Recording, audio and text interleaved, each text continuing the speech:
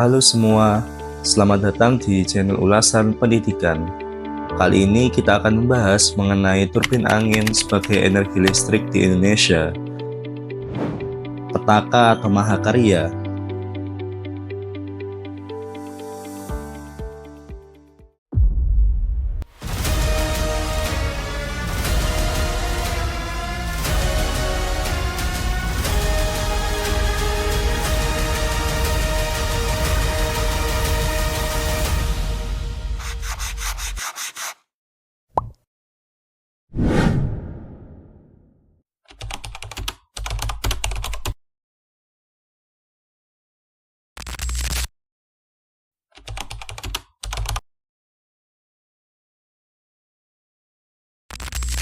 Tahukah kamu, turbin angin pertama kali ditemukan oleh James Blyth pada tahun 1887 di Skotlandia.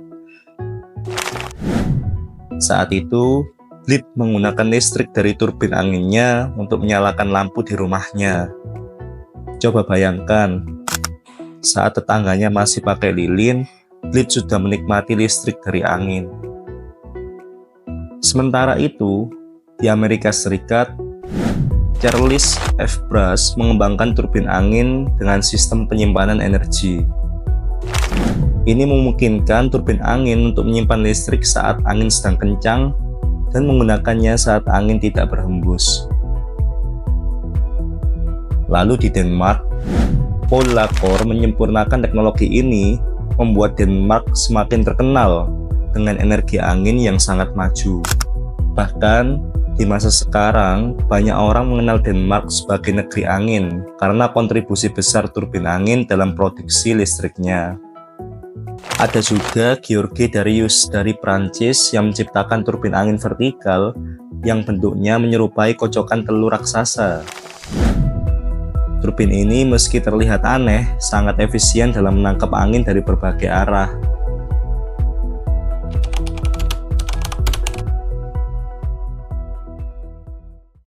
Ada keunikan tersendiri mengenai teknologi turbin angin. Teknologi turbin angin hampir terlupakan setelah Perang Dunia Kedua. Namun, berkat meningkatnya kesadaran akan pentingnya energi terbarukan, turbin angin kembali populer dan kini menjadi salah satu sumber energi bersih yang paling diandalkan di dunia.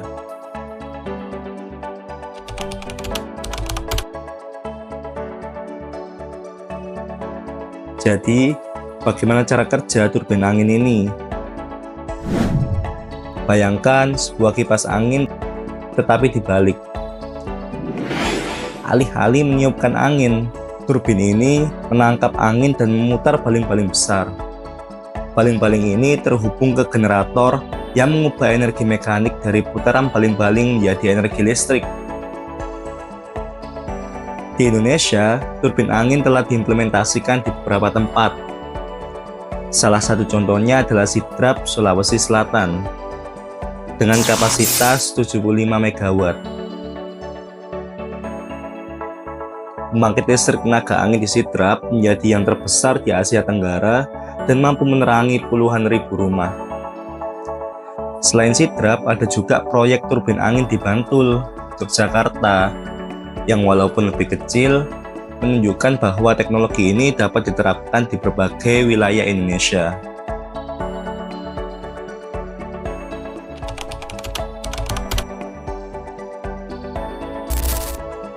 Meski terdengar menjanjikan, teknologi turbin angin juga menghadapi berbagai tantangan, terutama di Indonesia. Salah satu masalah utama adalah ketergantungan pada angin. Tidak semua tempat di Indonesia memiliki angin yang konsisten sepanjang tahun. Di beberapa daerah, angin bisa tiba-tiba malas, dan hal ini mempengaruhi stabilitas produksi listrik. Selain itu, biaya pembangunan dan pemeliharaan turbin angin tidak murah. Untuk daerah yang jauh dari pusat industri seperti pulau-pulau kecil, membawa dan merawat turbin ini bisa menjadi tantangan tersendiri. Namun para ilmuwan dan insinyur terus mengembangkan teknologi yang lebih adaptif untuk mengatasi masalah ini. Ada upaya untuk menciptakan turbin angin yang lebih efisien dan lebih mudah dirawat, bahkan di daerah yang sulit dijangkau.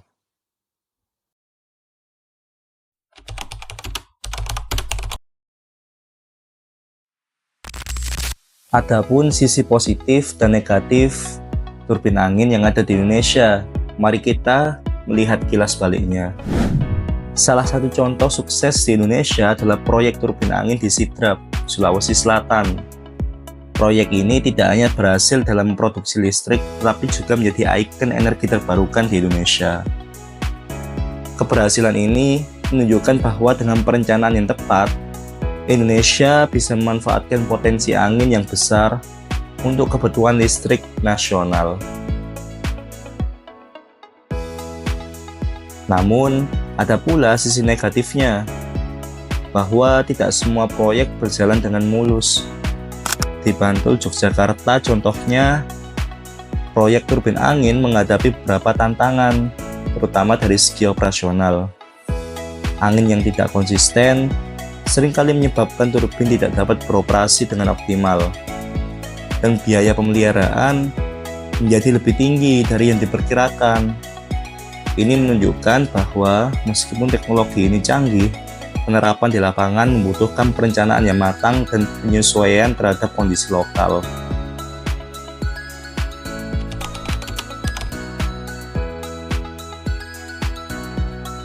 Bahwa kita dapat menyimpulkan pembahasan ulasan pendidikan kali ini, yakni bahwa teknologi turbin angin memiliki potensi besar di Indonesia, terutama di wilayah-wilayah dengan potensi angin yang tinggi.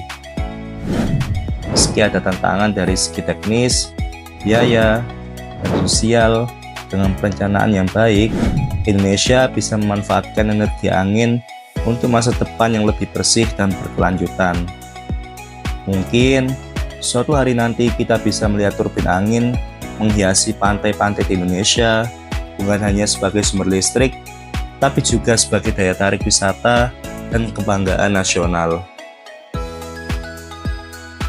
Tulis pendapat kalian di kolom komentar, dan terus ikuti perjalanan kami di penemuan berikutnya.